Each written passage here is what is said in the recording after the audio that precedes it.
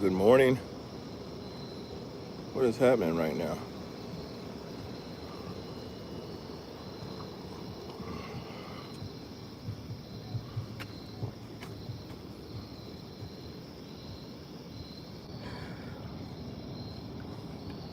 What's up? There we go. 4:30 in the morning.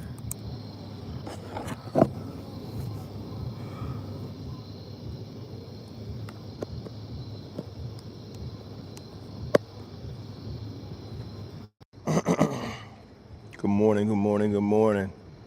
What's up, what's up, what's up? How everybody doing this morning? I'm out here again, as you can see,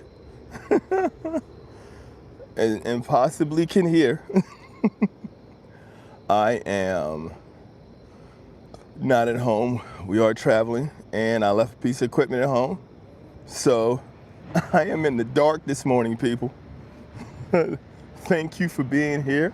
I'm gonna try to find somewhere where there's some light and some clarity so you guys can see me and I don't look like a villain first thing in the morning.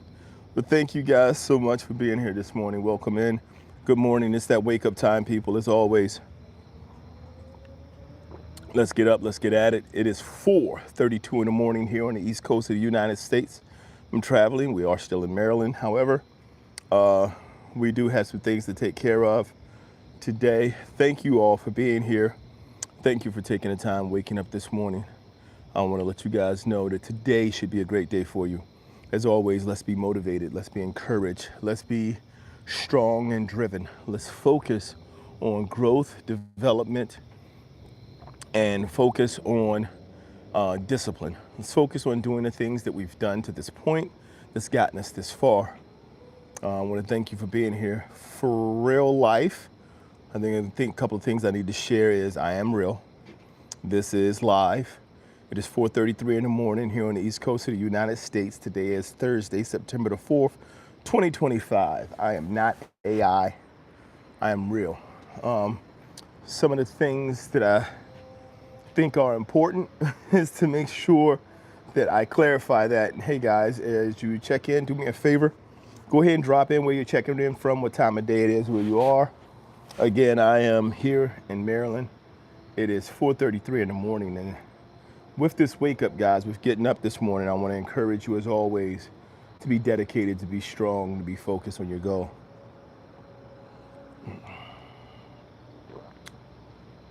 Joshua Chase, how are you doing?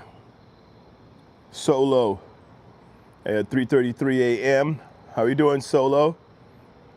Good morning, and indeed, guys. Thank you for dropping in this morning. Thank you for being here. Remember, here on B&V Finance Fixers, what we do is we focus on discipline and we focus on motivation. We focus on making sure we talk about the things that are going to be relevant to our growth, our development, and to positivity, guys. We try to be as positive as possible. But in that, sometimes motivation needs to be harsh. William, welcome in. How are you doing this morning? Thanks for being here. Today, I am going to actually start to move towards some discussions about finances. It's important, guys, because what we're seeing is that for many people, an understanding of finances is very low. If I'm doing good, William, hi, oh, it says, hi, I'm doing good. All right, William. One of the things that's going to be important is to understand financially, when we talk about, because again, we are finance fixers, for the most part, what we talk about here is discipline, right? We talk about being able to understand that discipline has 4 pillars, and we need to develop these 4 pillars to build discipline to work towards mastery of anything. And as we do that, along the way, we'll see success. Here's what's important, though. Here's what you have to keep in mind. Any of those things that you want to do, once you develop discipline, you guarantee success. They become easier. They become clearer to see. Before we could talk about finances, before we could talk about ETFs, before we could talk about mutual funds, before we could talk about legacy, before we could really get into any of those discussions, we need to first have a discussion about discipline. What's your makeup? Do you possess discipline? In what way does your discipline work for you? And what challenges do we have in that space? And then we need to talk about who we are. Are we aware of the things where we're challenged, right? Our own personal challenges, things that may get in the way of the work we want to do. We need to take those head on. We need to overcome those challenges. Don't let those challenges stop us. And then we need to become self-aware, right? And we need to become self-accountable. Meaning once we identify what the challenges are, we can't just say, oh, well, this is an area that I have problems and there's nothing I can do about it. That's not an acceptable response. We have to understand that if we have issues, we have to overcome them. We have to work on getting over them. So that booty jeans, good morning, make you dinner. I'm not cooking. Hey, Kevin, what's up?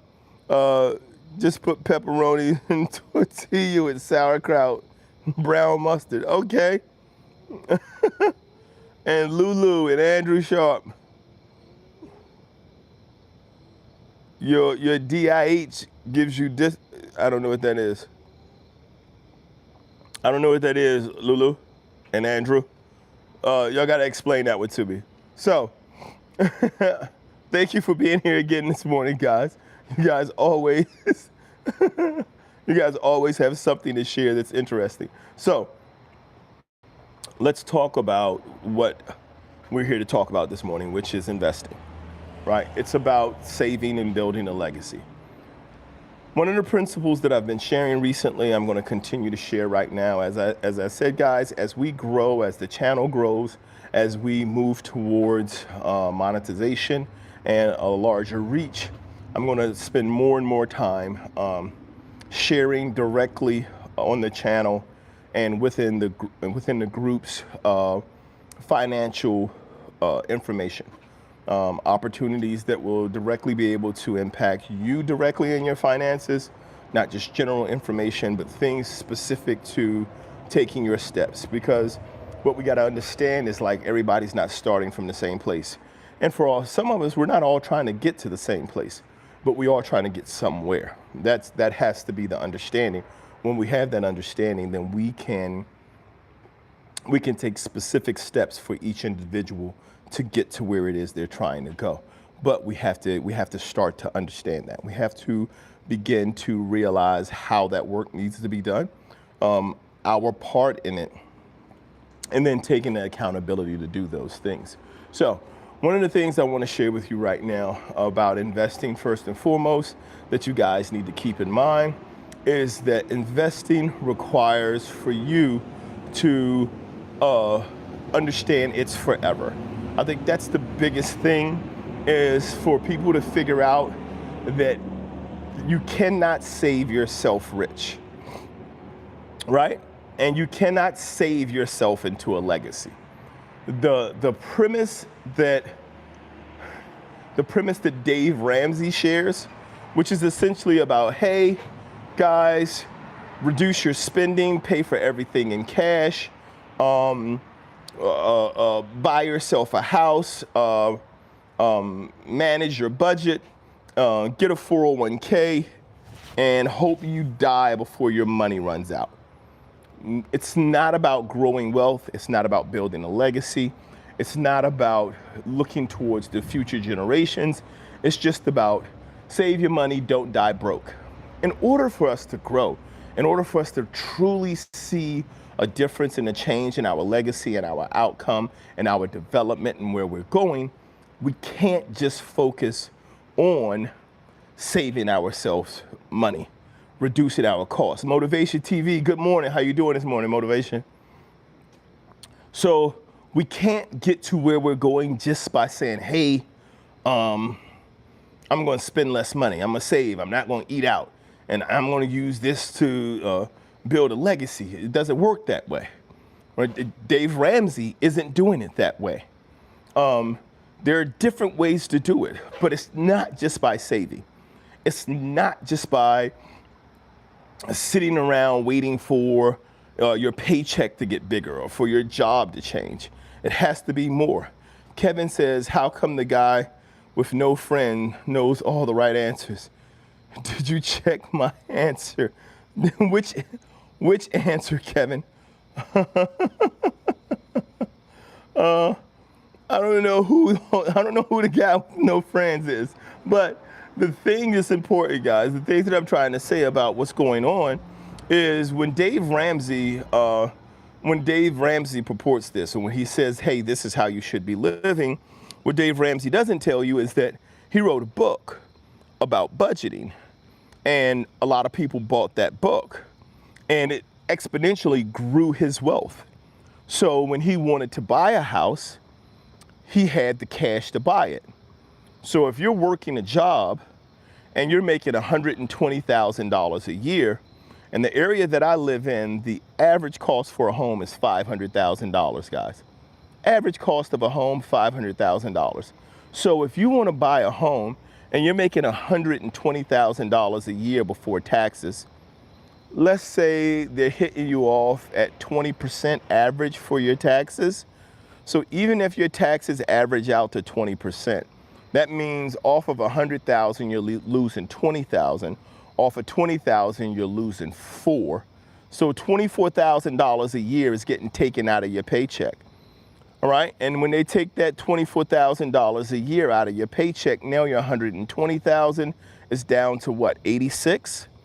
And so you got $86,000 a year, and then you have your life expenses because you have to pay rent until you buy somewhere to live. So you say, don't get in debt. Well, guess what? If you have rent, that's debt. Like, it's money you have to pay, right? And so you want to buy your house in cash. How long is it going to take you to save $500,000 to buy your house in cash? He doesn't really, the model is for getting out of debt. That's what his model is for. His model is like, hey, if you are in debt to your eyeballs, here's a plan to get you out of debt.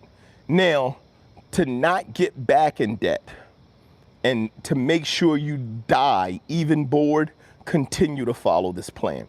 The plan does not have a growth element attached to it. And I've listened to him give advice to a lot of people, and it ends the same. Kevin says, no, you said you asked to Paul, us to pull about what we should do when I should say us to what? Us to pull, and I answered say. Oh, you mean in the in the poll.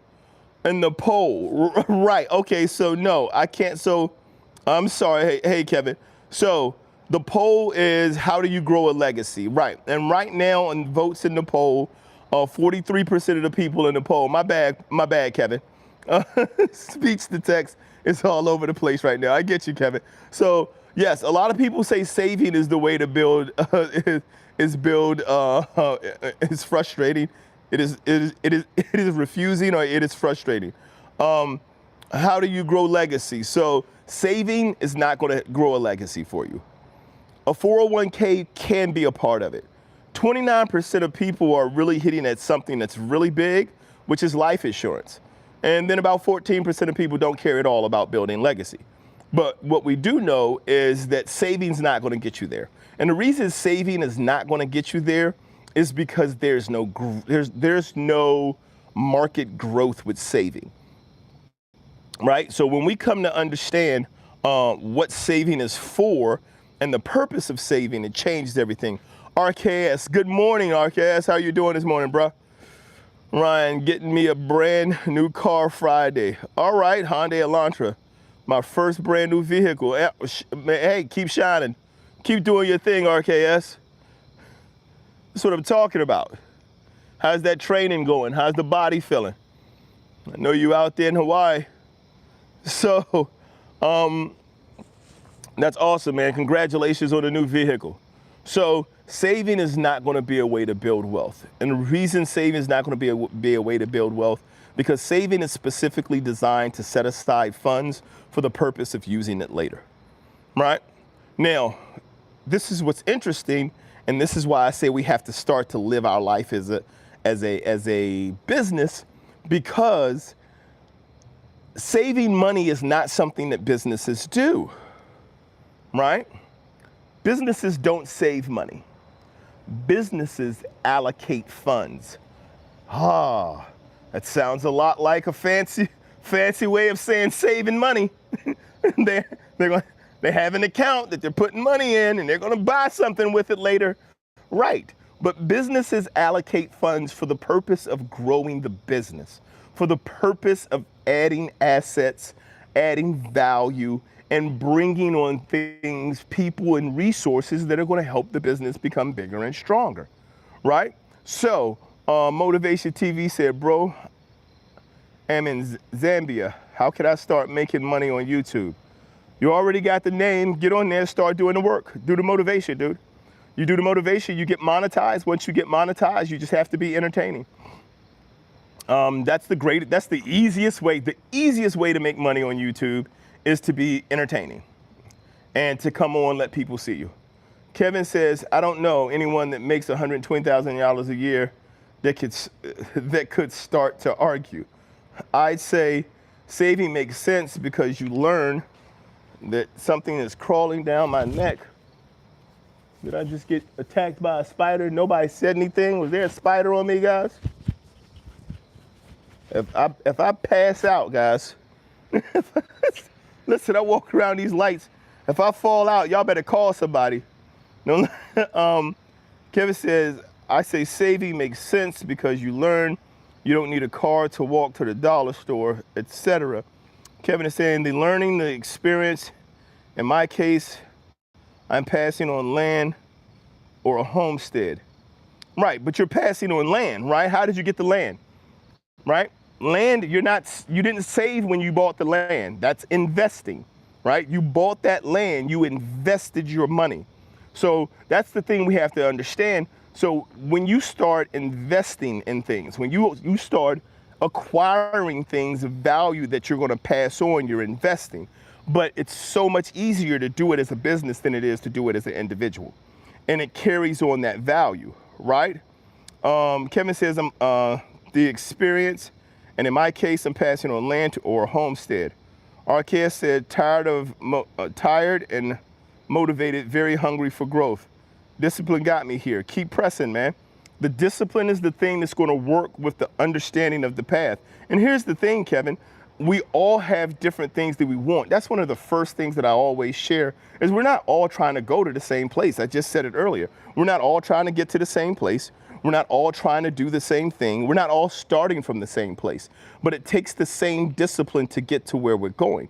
And then we have to figure out how we want to change it, right? So with what you're doing, Kevin, with the land, with the family, with getting the money when you buy the land, the more you invest in the land, the more the value of the land grows. If you move it into a business and into a trust, you get life insurance. Not only do you pass on this homestead, but you pass on a legacy with the homestead. I don't know if you've ever seen this show. It's a fiction. It's about a fictional family, Yellowstone. Right? And they talk and they go back and now they have like 3 different generations of the show. But essentially what has to happen in order for a legacy or a homestead to build that way is that legacy, that homestead or that land needs to be tied to something that produces, right? When it's just having the land isn't going to generate value. It's just a place to live, right? Which is awesome. Passing on a place for the family to be is great. But just having the land isn't going to grow the wealth over generations. It's by investing and developing and growing and providing services and resources and benefits. It's by doing those things that land begins to exponentially grow, right? And so instead of saving, you're investing. So anything that you invest on developing any part of that land. And I'm not talking about, hey, you should build a tract of homes. That's not what I'm talking about. I'm talking about if you have the land, anything you invest, if rerun the little creek that runs into it, or try to get permitting to dam it up so that you can create a larger area of water so that anything that gets produced in the area, eventually they can turn it into a power station. Like, there are so many things that you can do with your land, right? And the rights to your land that can increase the value. When we understand that legacy is more than just passing on things, and it's passing on value and purpose and the life inside of those things, then it grows exponentially. Because I've watched your channel. I've pulled up, I've seen you. The dogs are, it's more dogs than I can handle, but the land gives them a place to roll, Kevin. So I understand, I understand exactly what you're saying, but I do believe moving away from the saving to the investing, which is just the money that you're saving, taking that money that you're saving and putting into something and increasing that value of that money immediately, right? Putting $20,000 into something, right? Putting $15,000 into something, and once you put the $15,000 into it, whatever you do with that $15,000 now has increased the value of what you have by $25,000, right? So it's a $15,000 investment, but it has a $10,000 return on top of it. So the thing that you have now has an increased value of $25,000. The $15,000 you put in and the $10,000 value of whatever it is that you created. That's the difference between saving and investing. That's the difference between saving funds and allocating funds. This is the difference between how businesses work and how we work as humans. But I do understand exactly what you're saying. RKS says, motivated, Motivation TV says, how can I get more subscribers? Get on, get started, motivated.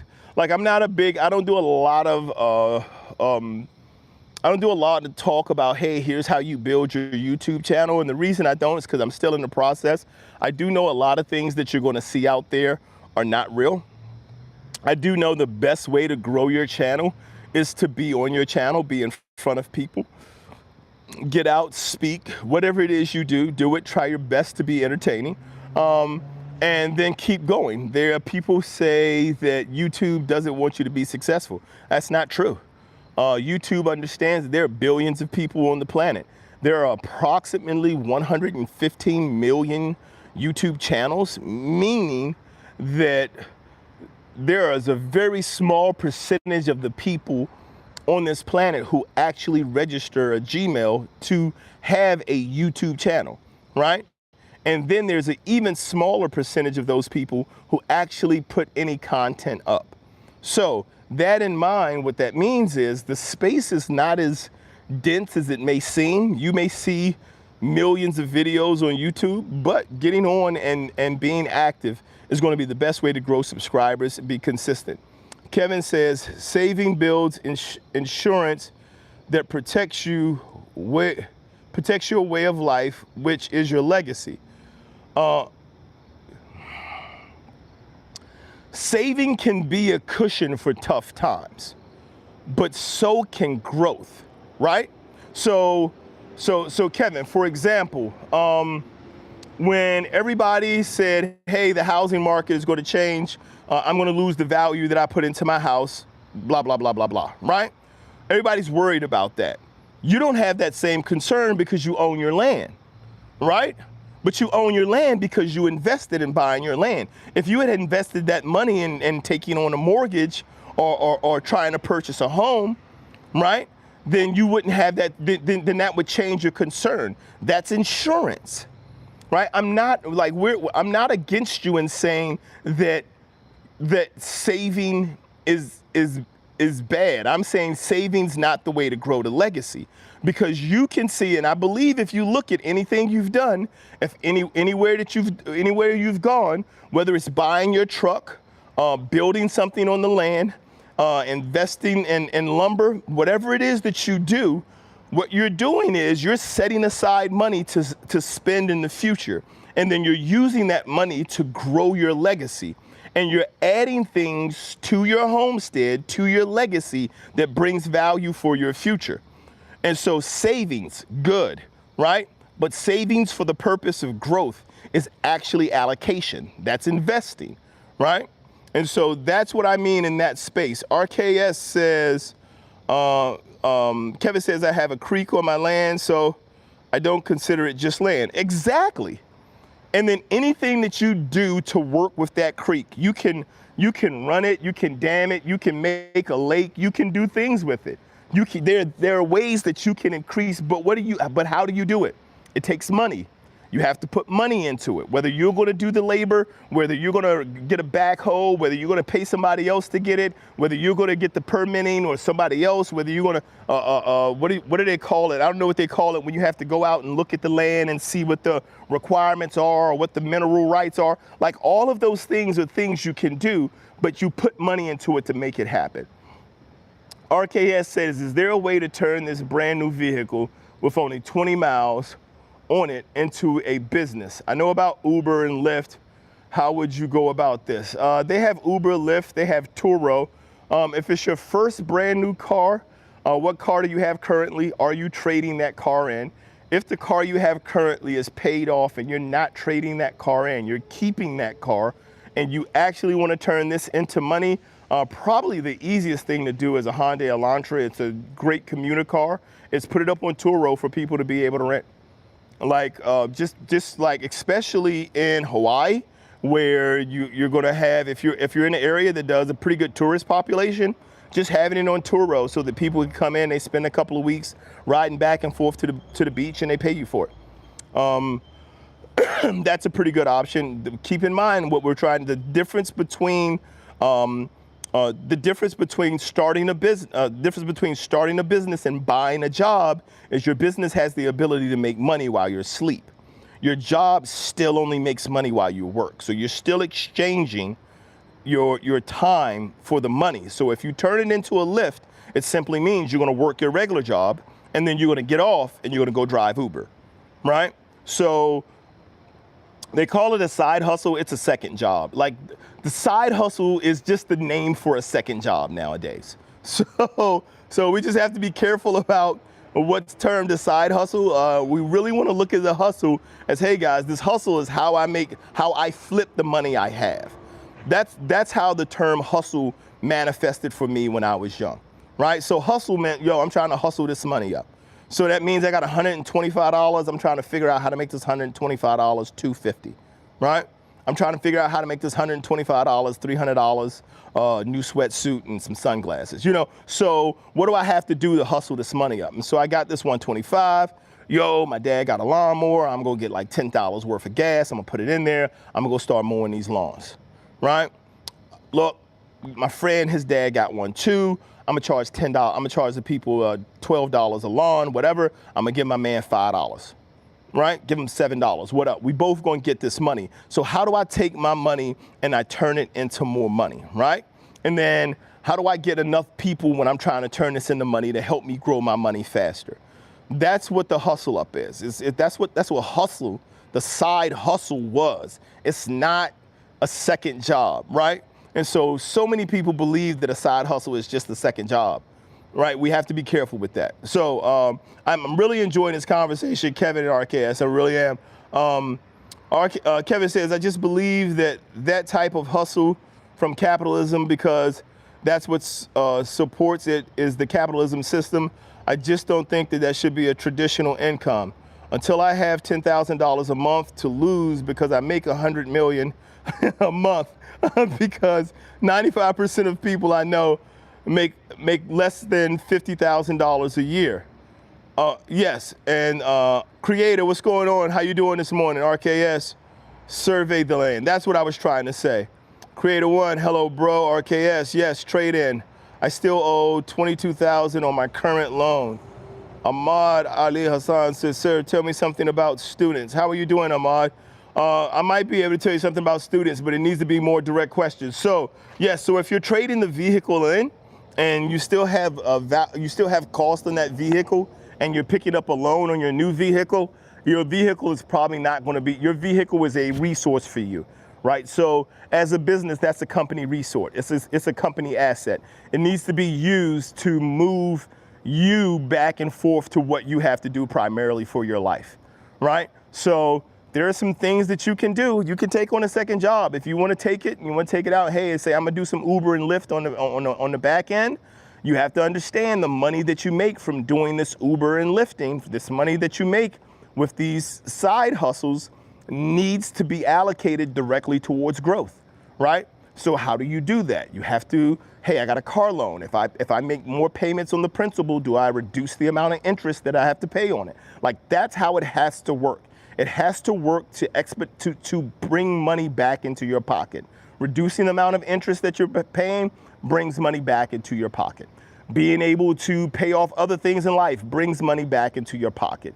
Being able to acquire other things, maybe generating enough money to acquire another vehicle that you can actually put up for Turo, brings money back into your life. That is what you have to look at it as, because ultimately we're trying to get to a point where the money does the work for us.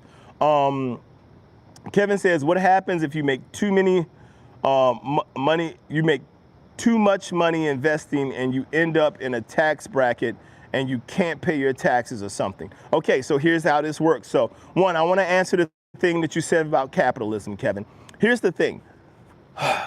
Capitalism, as you know, is an economic system, right? The converse economic system is socialism, which isn't a bad thing. A lot of people think that it is, but then the same people who think that socialism is a bad word are the people who are like, hey, I just want some land so me and my people can live the way we want to, how we want to, when we want to. That's socialism, right? So socialism, Mormons, socialism. We bring things into the community. Everything that comes into the community is designed to support the community, and everyone in the community works to support the community. That's socialism. Right? It's an economic thing. It's not a political thing. What are you at? The people up in Pennsylvania, they live just north of me in Maryland. Come on, guys. You know what they're called. They're not Mormons. The Amish, right? The Amish, the exact same thing. Everybody in the community works towards the growth of the community. And because everybody in the community is working towards the growth of the community, it is a socialist community. Right? But we praise them. We say, hey, they do a great job. They care for each other. They all feed each other. If a barn goes up, the whole neighborhood is involved. Crops come in, the entire community is involved. Feast times, like everything, everyone in the community is involved. Everyone is invested. That's socialism. So socialism is the opposite of capitalism, which are both economic systems, not political or parties, which is what so many people believe. Hey, you're going to become a socialist, and this is how you are politically. All of that is designed to get us off the map.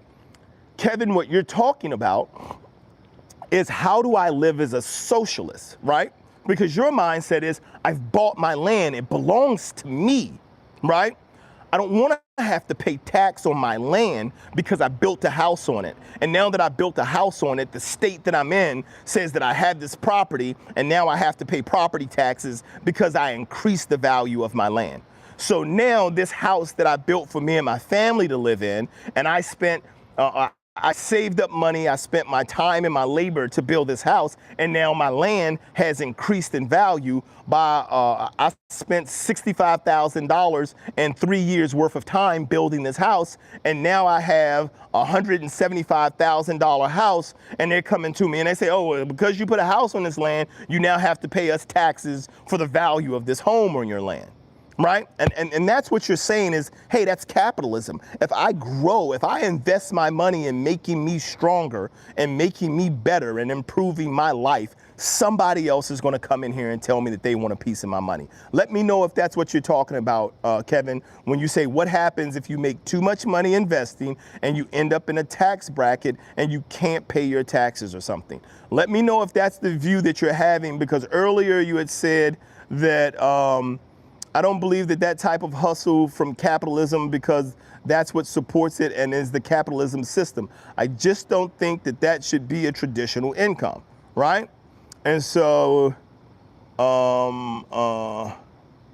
until I have $10,000 a month to lose because I make $100 million a month, because 95% of people I know make less than $50,000 a year, right?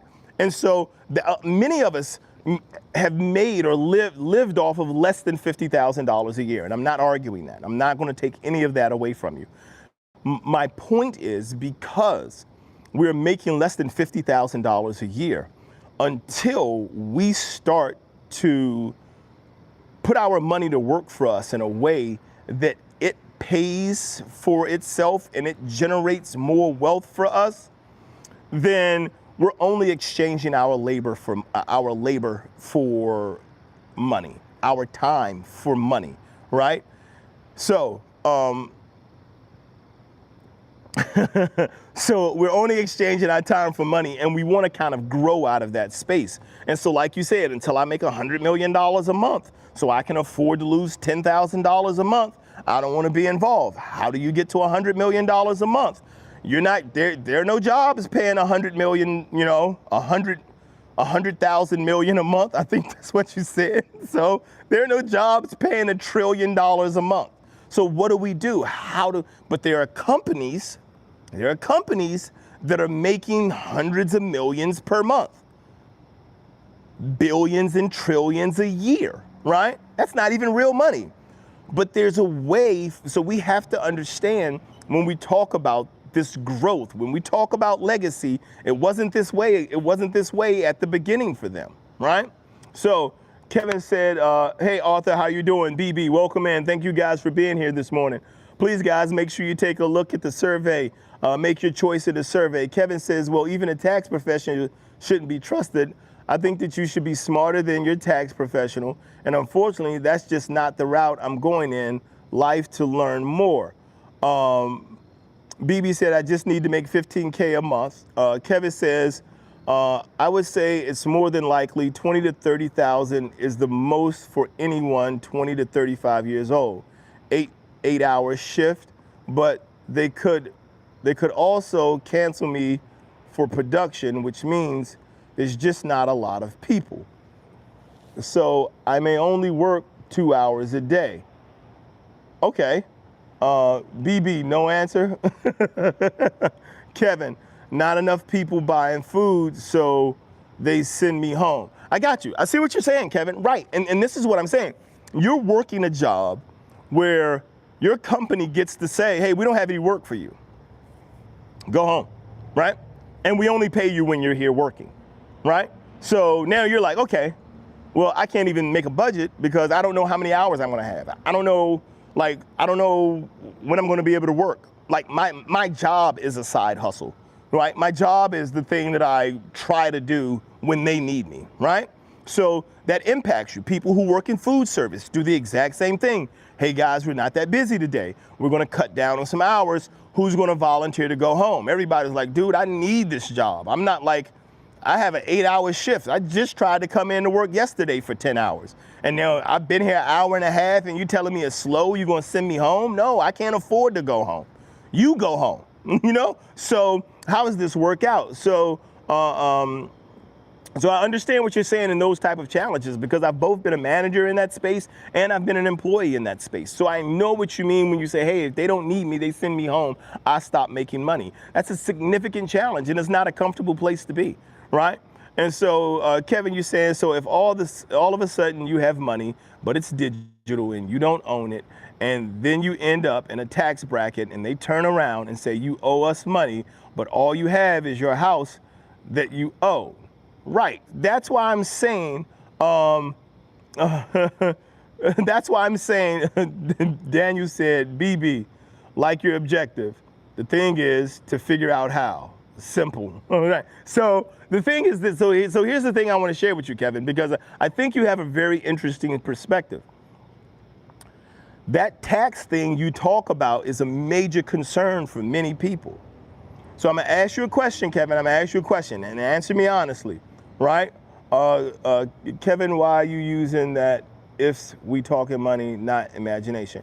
No, don't worry about it because we all have to be able to use the hypothetical to get to the real. We all have to be able to use the dream and the thought to get to where we're actually trying to go, right? So here's what we're saying. Here's what we're talking about. Kevin, I'm going to ask you a question. Who does not worry about taxes in the United States? What income bracket, right? Because we're talking about income, right? What income bracket does not worry about taxes? Because we've gone from saving to investing, and the concern with investing is if I invest, my investment is going to incur additional taxes and additional costs, and I don't make enough money to pay the taxes on this investment that I've made. Who does not worry about taxes?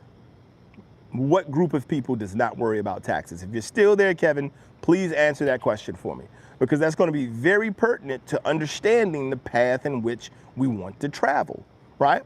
I believe anyone who's in the chat, if anybody can let me know what bracket, what people, right? What group of people, and I don't like putting people into groups, but we know what is the group that does not have any concerns about taxes. And we know we talk about it because we complain about it, because we're not a part of that group. We're not in that category. It's the wealthy. It's the wealthy. Daniel Mumo says, who doesn't worry about taxes? The ones above the law, hashtag tax evaders. Right, the wealthy. The wealthy don't worry about taxes.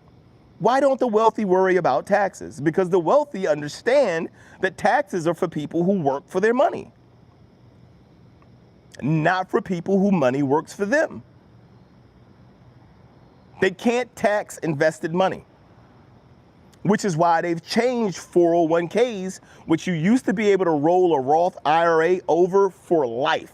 You used to be able to put money into a Roth IRA, keep putting it in there, never take anything out, pass it on to your spouse, she passes it on to the children, you put your life insurance into it, and then they keep passing it down. It grows and grows. You use it you leverage it to acquire properties and land, and then you add that to the family trust, and it just grows. That used to be how they worked. 2019, they made a change. We don't want you to continue to be able to grow your money tax-free. So because we don't want you to grow your money tax-free anymore, they came up with the they passed the Secure Act, which meant that after 10 years, any descendant or heir who received a Roth IRA or a 401k had to deplete it within 10 years because the tax-free growth was not going back into the businesses. And so they said this is an excellent way for people who do not have money to build wealth. You get a couple of parents who understand what I'm doing this generation is going to help the next generation of my life, and then what my children do is going to help the next generation, and everybody's going to be great. You're going to be able to pull money out of there to go to college. You're going to be able to leverage money out of there to be able to acquire properties and land. You're going to be able to use this, and it's going to continue to grow because we're teaching you this method. They said you have to deplete it in 10 years because we want you to put it back into public. But here's the thing. Any money you invest don't get taxed. Look at businesses. They talk about it openly. If I make freaking Grant Cardone was like, I'm about to make a $30 million, and I'm not a fan of Grant Cardone, but I listen and I learn. He was about to make $30 million in profit. Trump passed a bill that says anything that you purchase, if you're going to make profit, anything over 6 tons that you purchase is assumed to be equipment, and you can write it off that year. You can write it off in the year you made the purchase. He was about to show $30 million in profit. He went out and he invested and he bought a jet. He said, I'm buying a jet. I'm not keeping it. Don't know what I'm gonna do with it. They didn't even have one for him. And he sent them the money and said, find me one. Why? Because he didn't want to be taxed on the $30 million. You don't get taxed on money that you invest. That's the important part. A lot of comments have come in, so I'm going to try to go back and catch up on some. No answer. So all of a sudden, but the money is digital.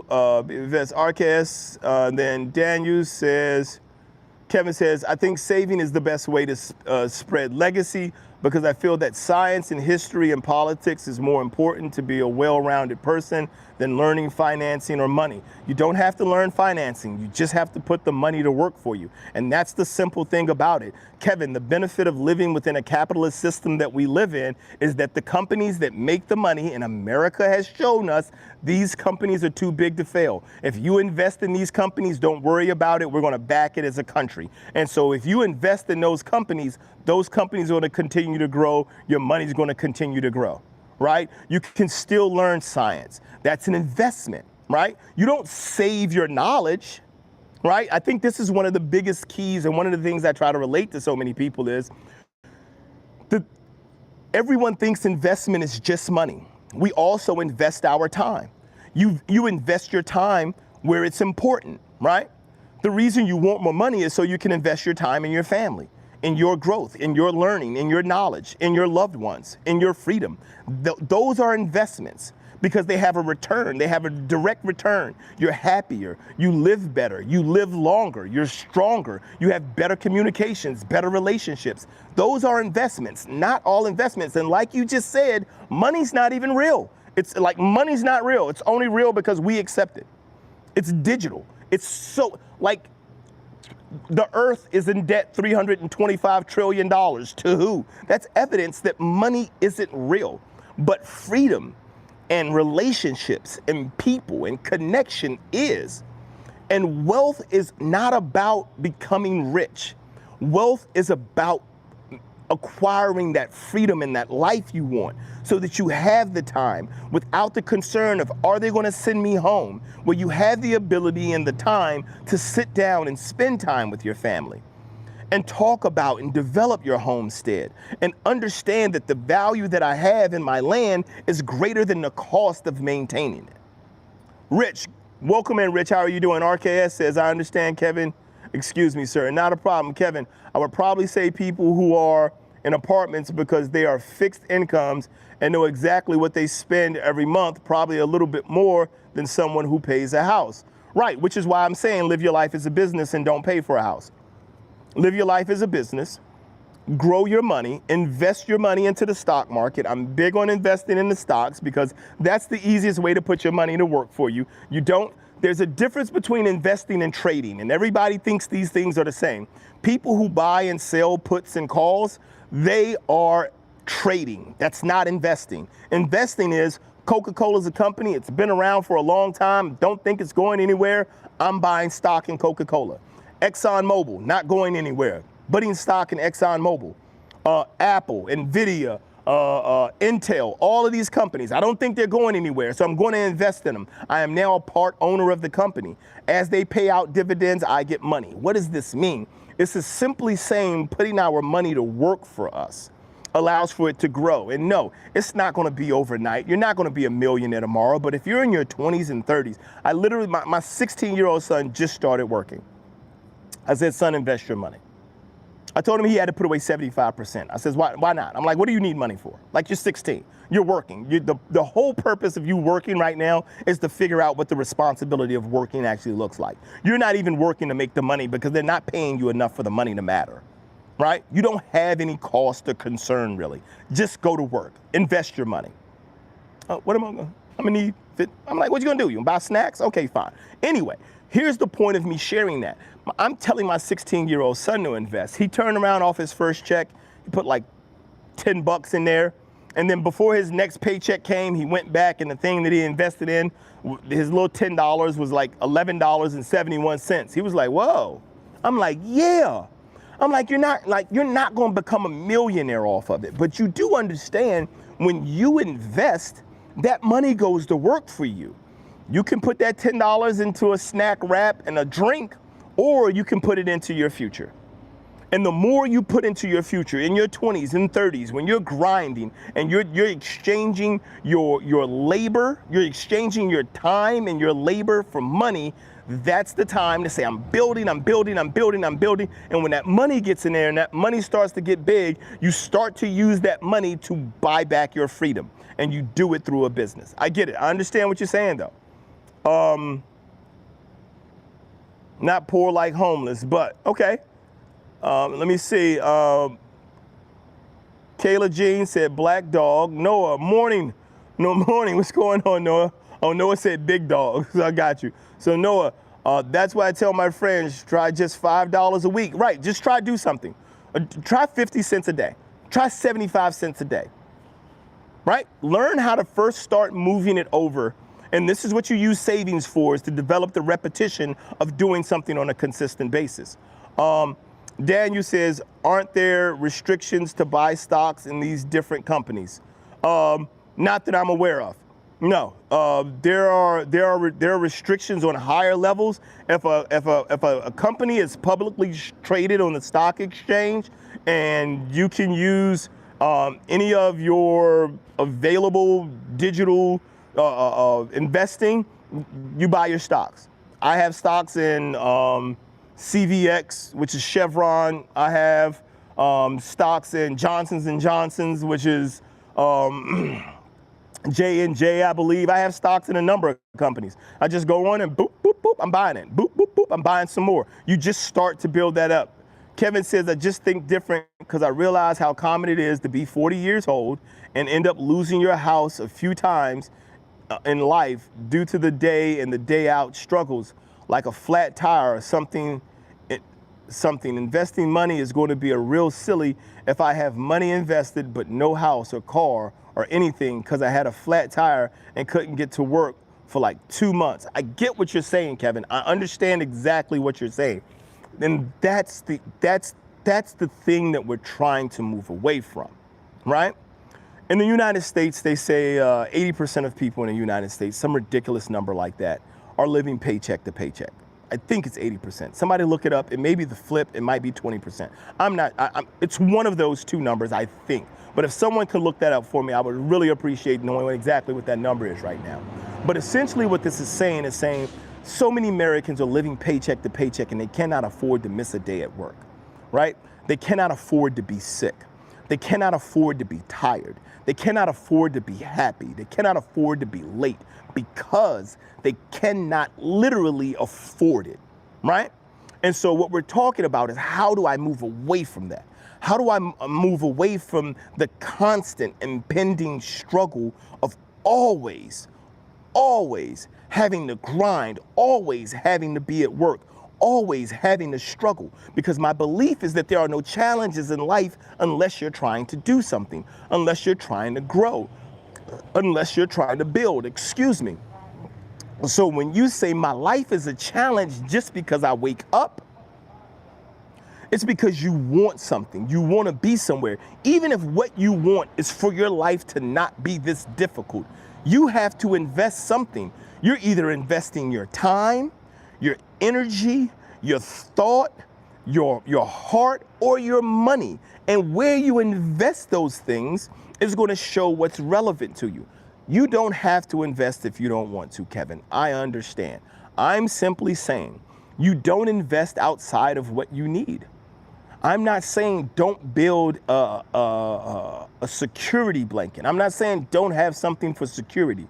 But I am saying once you have that thing for security, while you're building that security, also build your future. Also pay it into your future. Because here's what happens. If we live, and I don't know if you saw, I did a walk and talk one morning about predator versus prey. And the difference between a predator and the difference between prey is that over years, species that evolved as prey developed things to protect them, right? Their camouflage is not for the purposes of hunting. Their camouflage is for the purposes of not being seen and not being hunted. They developed the ability to run and to escape and to hide and to put off attackers, right? Whereas your predators are the exact opposite. They develop camouflage to hunt. They have very little protection, right? The animals that are predators are like, yeah, I'm good at attacking. I'm good at killing. I'm good at consuming, right? And so when we look at growth, right? When we look at development, predators, they go out there and they get scarred. What was funny about the walk and talk is some people came in the middle and I'm like, hey man, you gotta be a predator. And all they kept hearing me say was predator, predator, predator. And people was like, what is going on? So I had to explain what I was talking about. But what I'm saying, Kevin, is this. There has to be a point. We can't, if we always live in fear of what is going to happen if we make a mistake, then we'll always live in a space where we're looking to avoid mistakes versus to obtain growth. Does that make sense? Versus moving forward, we're trying to prevent ourselves from moving backwards. I have a saying, it is better to be moving backwards than to be standing still. Because if you're in a car that's rolling backwards, you know to put your foot on the brake because there is movement, there is motion. But if you're in a car that's standing still, you do not know what's coming your way. You do not know what is happening around you. You are sitting there and you're vulnerable. And the most accidents that happen on highways are because cars are stopped or stopping. This is what leads to these accidents where people are getting crushed and destroyed. And you can have aggressive drivers. And I'm not saying that there isn't damage or that is done by aggressive drivers, but I'm saying if you're sitting stopped and there's a car coming behind you and you can't go backwards, you've got to move. You've got to put yourself in a position to take action, to progress yourself and to grow yourself. This is so much better than standing still. And for a lot of us, and it's not a thing, and I get it, it's not really fear, it's a concern, and it's a good concern to have, Kevin. It's not fear, it's a concern about, hey man, like I have a vision, I have a plan, I have people in my future who I don't want to have to lose the things that I've worked so hard to acquire for them. And how do I protect it? You protect it by growing it. The best way to protect something is by growing it. It's the best way to protect it. Businesses that try not to fail, fail constantly. Blockbuster. Blockbuster was Netflix before there was Netflix. Blockbuster failed because it tried not to be Netflix. Versus, I'm gonna be bigger than Netflix. People come to Blockbuster already. You already have a Blockbuster membership that gets you money off of your videos. You already have a Blockbuster membership that allows for, you may not even remember Blockbuster. It used to be a place where movies were on digital format, like either a tape or a CD, and you could go and get them. And then they would charge you money if you didn't rewind the, if you didn't rewind the tape before you, after you watched it, if you didn't rewind it, they would charge you money for rewinding the tape. So when CDs came out, it was like, hey, I didn't rewind this. Do I need to rewind this before I bring it out? So anyway, that was just a joke. So anyway, so here's the thing. Blockbuster died because Blockbuster was afraid of losing its foothold as video and CD distributor. And so Netflix came out and said, well, we'll just send it straight to your TV. And Blockbuster says, well, we don't want to lose to them. They didn't think about, hey, how do we become better and grow ourselves? They stopped looking at their growth, their development, their investing in digital. Blockbuster should have been like, hey, you already have your membership.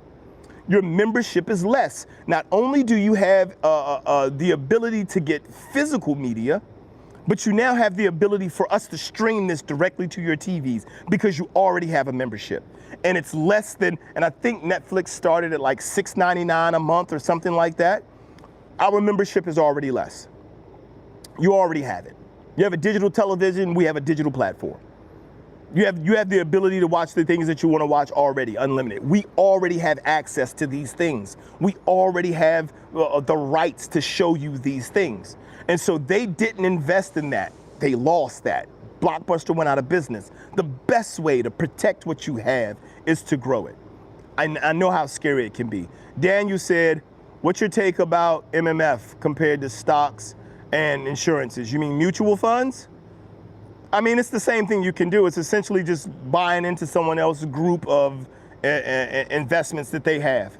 And in doing so, you're willing to give up a little bit of your money in fees and in other ways by having a fund that grows itself versus the individual stocks.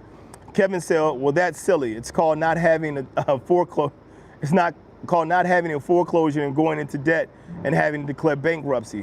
What if you get in a car accident and can't show up and work for 3 weeks, then all of a sudden XYZ, I've seen it happen a billion times, 2 weeks away from paying off your house. Who cares? No one cares.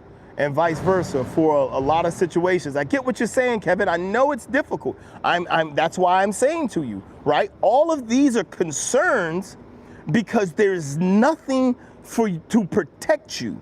There's nothing for you to land on. There's nothing to pay when you can't. And your savings run out. Your investments and your business don't. When your investments get to a point, and this is why I'm trying to say, I'm not telling you don't save. I'm not telling you don't spend time being protective. I'm not telling you take the money that you need to eat and invest it. That's not what I'm saying.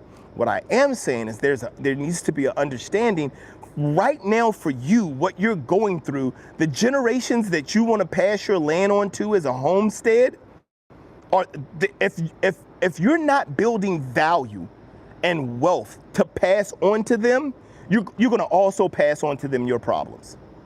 You're going to pass on to them the same concerns you have today. You're going to pass on to them the same things that you're doing today. Because here's the thing, you can save $100,000, and $100,000 in 2025 is not going to get you the same thing in 2050. 25 years from now, that $100,000 is not going to get you the same thing it can get you today. And when you pass on your land, you're going to pass on these same concerns you have, because that $100,000 has been getting a little bit of interest, and now it's 100,000 to, like 100,000, 2,500, 102,000, like versus investing it where it grows exponentially and you get dividends and you reinvest them and you continue to put it in, and then that you can leverage, right? Otherwise, where we end up, Kevin, is we end up in a position where we have the concerns, right? I do understand exactly what you're saying. I understand what you're saying. I've been there, Kevin. I've been there. I've lived in my car. I've lived in my car with 5 children and a wife. Do you understand what I'm saying? I've been there. I know what it means to, dude, I can't make it to work. I can't have, when it snows. Do you know how people love snow days? Hey man, I got a day off because it snows. I get to go hang out. I get to go spend time with my family. I get to go do all these things I want to do. It snows. I'm like, dude, I can't get to work. I'm going to lose my job. As a manager for a fast food company, I said, hey man, it snows. Not only do I need to go to work, I'm going to go pick y'all up so y'all can get to work. And I didn't get paid for that. They didn't cover any insurance for me to do that. That was just the thing that I needed to be done. So what I'm saying to you, and I get what the concerns are, I get what you're saying, Kevin, but believe me when I tell you, the only way, the best way, not the only way, the best way and the most productive way to protect what you have is to grow it, is to build on it. Living in your car with 5 kids and a wife, new level of hey man, it was tough. Like, we've been through tough times, man. I literally had them come in. This is how recent it was for us. During the end of COVID, when it was almost impossible for us to work, and we were going through a change, moving from one state to another state, I had them come sit all of everything we own outside. When COVID said, hey, nobody should be getting put out. The apartment complex that we were in and the struggles that we were going through set everything we had outside. At the start of winter.